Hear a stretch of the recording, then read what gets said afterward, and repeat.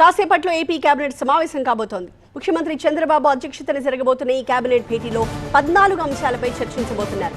అసెంబ్లీలో ప్రవేశపెట్టాల్సిన బిల్లులు, పలు ప్రాంతాల్లో పరిశ్రమలకు భూ కేటాయింపులతో పాటుగా అమరావతి పనులపైన కూడా చర్చ జరగనుంది.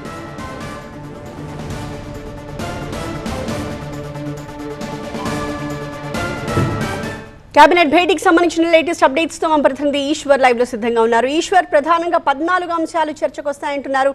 అందులో అమరావతితో పాటుగా పరిశ్రమలకు భూ కేటాయింపులు, అలాగే పెట్టాల్సిన బిల్లులు, ఇలాంటి ఇతర అంశాలు ఏమేమి ఉన్నాయి? చాలా కీలకమైన అంశం ఈరోజు క్యాబినెట్లో చూస్తే పంచాయతీరాజ్ శాఖకు సంబంధించిన ఒక ప్రక్షాళనకు సంబంధించి ఈరోజు చాలా కీలకమైన చర్చ జరిగే అవకాశం ఉంది. వాస్తవానికి ఉప ముఖ్యమంత్రి పంచాయతీరాజ్ శాఖ చూస్తున్న ఉప ముఖ్యమంత్రి పవన్ కళ్యాణ్కి అనారోగ్యం రీత్యా క్యాబినెట్కి హాజరవుతారా లేదన్న అనుమానం కూడా కలిగింది. కానీ ఆయన శాఖకు సంబంధించే కీలకమైన సమీక్ష ఉండడంతో, క్యాబినెట్లో చర్చ ఉండడంతో ఆయన కూడా హాజరయ్యారు. కొద్దిసేపటి క్రితమే సమావేశం ప్రారంభమైంది. పంచాయతీరాజ్ శాఖలో డిస్ట్రిక్ట్ పంచాయతీ ఆఫీసర్ ఉంటారు, అలాగే ఈ ట్రైనింగ్ కాలేజ్ ప్రిన్సిపల్స్ ఉంటారు. వీళ్ళందరూ ఒకే డిజిగ్నేషన్ ఉంటుంది. వీళ్ళందరికీ సీనియారిటీల సందర్భంలో చాలా ఇబ్బందులు వస్తూ ఉన్నాయి. చాలా అనేక సంవత్సరాల నుంచి, అనేక దశాబ్దాలుగా ఆ పంచాయతీరాజ్ శాఖ ప్రక్షాళనకు నోచుకోకపోవడంతో ఆ వర్టికల్స్లో, ప్రమోషన్ వర్టికల్స్లో చాలా ఇబ్బందులు వస్తున్నాయి. రెగ్యులర్గా వాళ్ళు కోర్టులకు వెళ్తున్నారు. సో ఇట్లాంటి ఇష్యూస్ అన్నింటినీ పరిష్కరించడానికి ఒక కొత్త ఫార్ములాని పంచాయతీరాజ్ శాఖ ఏర్పాటు చేసింది, దానికి రూపొందించింది. దానికి సంబంధించి ఈరోజు క్యాబినెట్లో చర్చించిన తర్వాత చాలా కీలకమైన నిర్ణయం తీసుకోబోతున్నారు. అలాగే ఎంఎస్ఎంఈలకు సంబంధించి చాలా కీలకమైన నిర్ణయాలు. ఎందుకంటే ఎంఎస్ఎంఈ పార్కుల ఏర్పాటు ద్వారా ఏదైతే ఈ సూక్ష్మ, చిన్న, మధ్య తరహా ఇట్లాంటి ఏదైతే మైక్రో, స్మాల్ అండ్ మీడియం సంబంధించిన ఎంటర్ప్రెన్యూర్షిప్కి సంబంధించి వాటిని ప్రమోట్ చేయాలన్నది ప్రభుత్వ లక్ష్యం కనిపిస్తుంది. ఎందుకంటే ఆంధ్రప్రదేశ్ ప్రభుత్వం కొత్తగా తీసుకున్న విధానం ప్రతి ఇంటికి ఒక పారిశ్రామికవేత్తను తయారు చేయాలన్న ఒక నినాదాన్ని తీసుకుంది.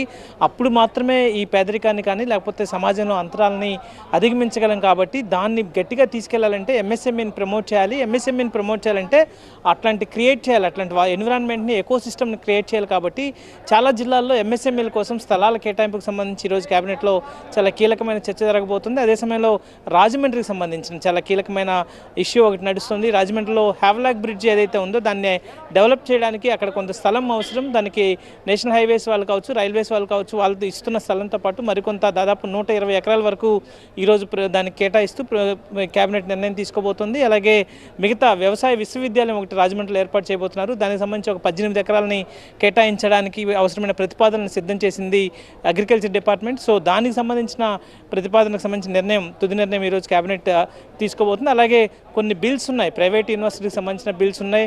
ఇవన్నీ గతంలో క్యాబినెట్లో చర్చించారు, కానీ వాటిని ఆ బిల్లుల్ని శాసనసభకు పంపి ఆమోదించడానికి మరొకసారి క్యాబినెట్ ఆమోదించాల్సిన ఉంటుంది. కాబట్టి దానికి సంబంధించిన చాలా బిల్స్ ఉన్నాయి. ఒకటి ప్రైవేట్ యూనివర్సిటీకి సంబంధించిన బిల్లు కావచ్చు, లేకపోతే మిగతా టూరిజంకి సంబంధించి కొన్ని ప్రాంతాల్లో స్థలాల కేటాయింపుకు సంబంధించి కావచ్చు, ఎంఎస్ఎంఈలకు సంబంధించిన వాటికి కావచ్చు, వాటిలో కొన్ని చట్ట సవరణలు చేశారు. ఎందుకంటే ఎంఎస్ఎంఈలలో ప్రైవేట్ పార్కులను కూడా పెంచాలన్న ఉద్దేశాన్ని ప్రభుత్వం వ్యక్తం చేస్తూ వస్తుంది.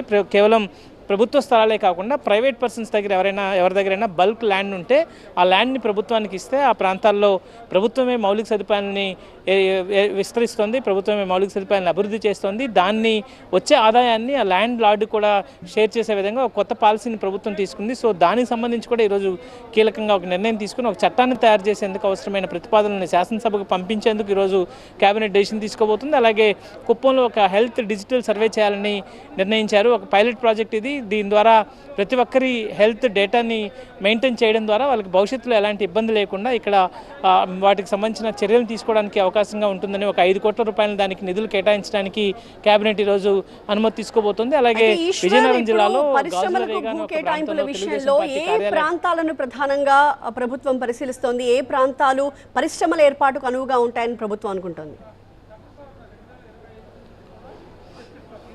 ప్రభుత్వం అంటే సాధారణంగా ఇట్లాంటి పరిశ్రమల ఏర్పాటుకి ఎక్కడైతే ఫస్ట్ ప్రయారిటీ ఎంప్లాయ్మెంట్ తక్కువ ఉంటుందో, వలసలు ఎక్కువగా ఉంటాయో వాటిని నివారించడానికి ఆ ప్రాంతాల్లో ఎక్కువ వీటిని తీసుకునే అవకాశం ఉంటుంది. అదే సమయంలో ఎకో సిస్టమ్ ఏర్పడాలంటే అది కనెక్టివిటీ ఉండాల్సిన అవసరం ఉంటుంది. కాబట్టి ఆ కనెక్టివిటీకి కూడా చూసుకుంటూ ప్రస్తుతం అయితే అన్ని జిల్లాలు దాదాపుగా అనంతపురంలో ప్రస్తుతం ఆ ప్రతిపాదన ఉంది. అదే సమయంలో కర్నూలులో అలాంటి ప్రతిపాదన ఉంది. అదే సమయంలో చిత్తూరు, తిరుపతి, ప్రకాశం జిల్లాకు సంబంధించి కావచ్చు, లేకపోతే అనకాపల్లి, తర్వాత ఇక్కడ అనకాపల్లి, శ్రీకాకుళం, విజయనగరం ఈ జిల్లాల్లో పెద్ద ఎత్తున ఎంఎస్ఎంఈలను ఏర్పాటు చేయాలనేది ప్రభుత్వ లక్ష్యం కనిపిస్తోంది. అక్కడ సముద్రంతో పాటు అంటే వాటర్ కనెక్టివిటీతో పాటు ఎయిర్ కనెక్టివిటీ ఉండే అవకాశాలను పరిశీలిస్తోంది. అదే సమయంలో రోడ్ అండ్ రైల్ కనెక్టివిటీ కూడా ఉంటే బెటర్ అన్న విధంగా ఆ లొకేషన్స్ని ఐడెంటిఫై చేశారు. సో వాటికి సంబంధించి ఆ ప్రాంతాల్లో ఏర్పాటు చేస్తే ఎలా ఉంటుందన్న దాని మీద చర్చించబోతున్నారు.